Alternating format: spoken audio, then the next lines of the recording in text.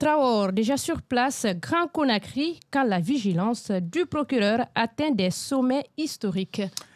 Alors, Fallou Doumbouya, vous connaissez, c'est le visionnaire procureur général de Conakry qui vient de poser un acte héroïque qui pourrait bien marquer l'histoire. L'instauration d'un contrôle total, absolu et sans précédent de tout ce qui bouge dans la capitale et environnant. Ainsi, il a annoncé des mesures révolutionnaires. Le démantèlement des zones criminelles. Bon, voilà, comprenez par là qu'on va enfin tracer une carte où chaque mètre carré sera purgé de malfaiteurs.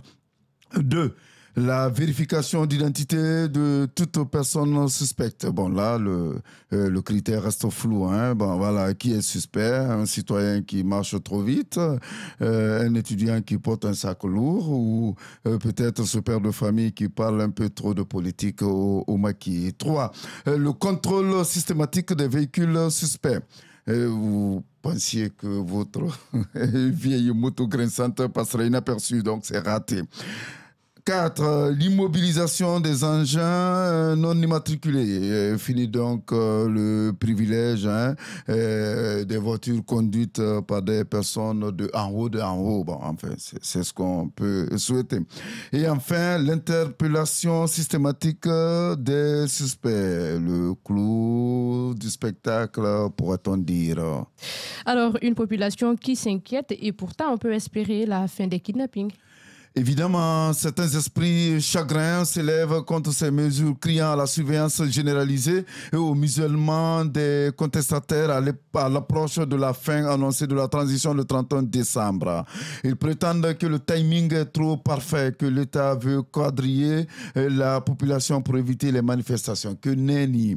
Les Guinéens devraient plutôt se réjouir. Enfin, un plan qui garantit que plus personne ne disparaîtra mystérieusement comme c'est si souvent le cas.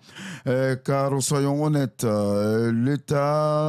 si l'État contrôle tout, comment pourrait-il prétendre ne pas être au courant d'un kidnapping ou une arrestation? Et Fallou Doumbouya semble déterminé à surveiller chaque coin de rue, chaque souffle de vent. Les citoyens peuvent dormir sur leurs deux oreilles.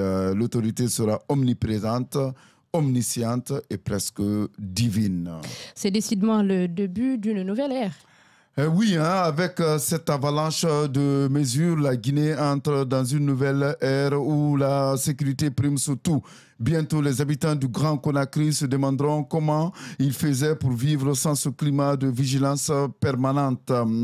Certains disent qu'on glisse doucement vers un état policier, mais à mon humble avis, c'est simplement le prix de la tranquillité. Alors, à tous ceux qui doutent encore, voyez le verre à moitié plein.